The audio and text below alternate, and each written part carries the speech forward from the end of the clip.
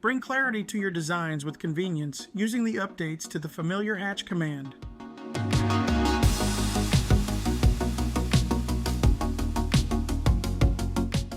With Hatch, you can add texture to your drawings through patterns, solid fills, and gradient fills. As of AutoCAD 2025, you now have the option to define boundaries of your hatch after initiating the command, no longer having to rely on existing boundaries within the drawing canvas, ensuring hatches fill only the exact space you need.